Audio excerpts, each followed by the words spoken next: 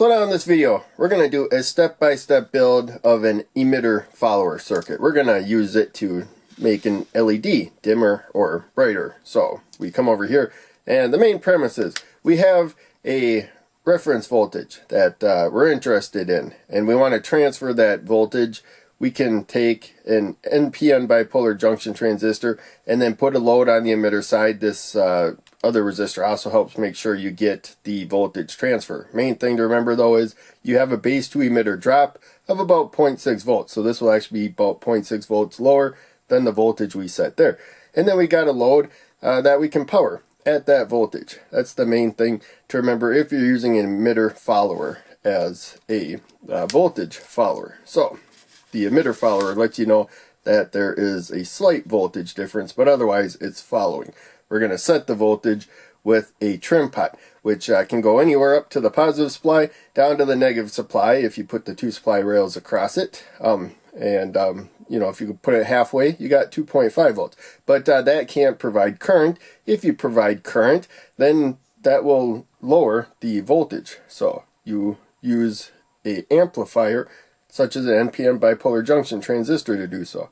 So now, it is important to start off by turning the power off. You know, disconnect it from the board if you have some kind of power supply where you can't turn it off.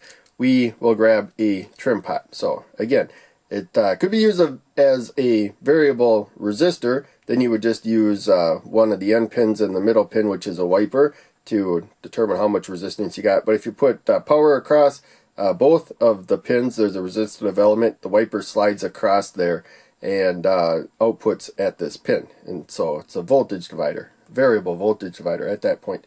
And I like to usually put the slots towards where the power pins, but doesn't matter, and it just matters how far the wiper is from one or the other right there. So if you turn around, it's going to be closer to the other one, but in any case, there we got it. Now we're going to add the transistor, the NPN bipolar junction transistor. I'm using the 2N3904 with the LED. Doesn't really matter what transistor, NPN bipolar junction transistor you use, but it may have a different pin layout. So, but pretty much all of them, all the ones I know of, can easily handle 20 milliamps of current. So left pin is emitter, middle pin is base, right pin's collector. Emitter is the arrow, and the base is that over there. And then the collector usually comes from the positive supply. So we're going to swivel it this way. Now the emitter is at the bottom. Flat side will be to the right for this circuit. Pretty straightforward. And we'll insert it into the board. And those three slots really likes the pin. If you kind of struggle to get them in, move it over to the next one right there. So don't force pins into the board though. That can damage the connectors. So if they're not letting you slide in, they're usually a good reason. It's not lined up properly. Keep wiggling it till you get in, or find a different spot. So this is just going to be kind of a helping component. 10,000 ohm resistor right there, and the current that goes through it will just really be waste current. But what it does is it helps establish that there's a voltage difference there, especially when you got semiconductors. Probably this load will be okay. But sometimes the semiconductor, since they drop voltage, it may kind of confuse the voltage there, and it may drift away from 0.6 volts less than what you set at the base. Be aware of that. And then, yeah, for our load, we're going to use a LED. I think I'll stick it over here. And make sure you put it in the right way. Long lead the anode towards more positive. Short lead the cathode towards more negative. And this is the one spot so far now that's really fighting me. So yeah, I'm just going to move it over there just to save time. So there we go. We're down. Blank spot right there for the cathode.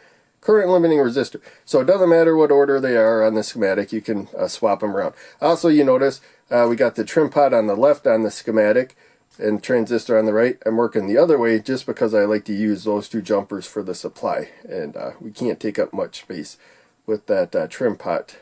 So again, you don't wire it the way you see it on the schematic unless that's the best way to wire it. So the main thing is what the connections are.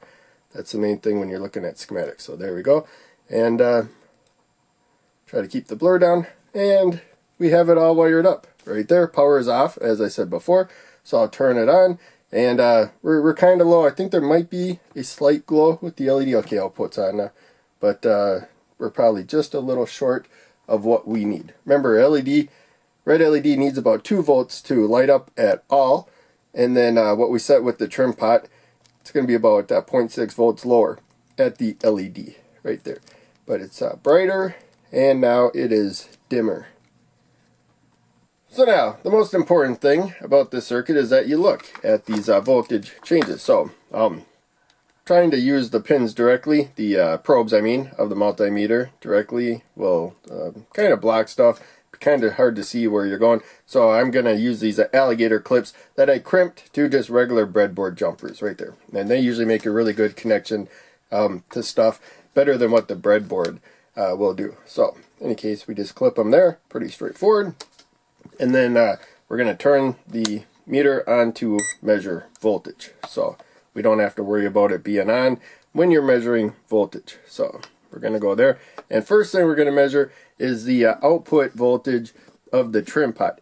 That's the same voltage as the base of the NPN bipolar junction transistor because of that jumper going across. So we can just plug in over here. There's a lot more space over there than next to the trim pot.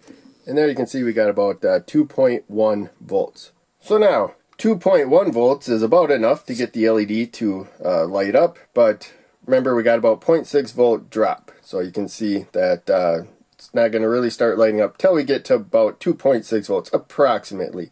And what I'm going to do is go up to about 3.6 volts when it is lit up fairly well. And so it doesn't have to be spot on. So in any case, probably about 3.1 volts is across the LED. We'll zoom in and take a look at that. So we're at the base, and now we're going to go down one spot to the emitter. I know it's a little crowded, but there you can see we lost approximately 0.6, maybe up to 0.7 volts right there. But now we got 3 volts. So we're transferring the voltage from the base that we set with the trim pot, and the transistor providing power. It's coming from the positive supply for the power that's lighting the LED. We just need a small trickle of current from the trim pot. If you take more than that, it's going to throw off the voltage. So that's the main point of this. Once it starts conducting a little bit, that conducts better, and ultimately it stops the voltage from rising any higher, because if it rose higher, then there'd be no more current from the trim pot, and therefore the transistor would turn off. So it just balances to the base voltage minus 0.6 volts right there. The transistor does the job of regulating the voltage. So it's just kind of like a variable resistor in a way. It adds resistance to current when the emitter voltage gets high enough.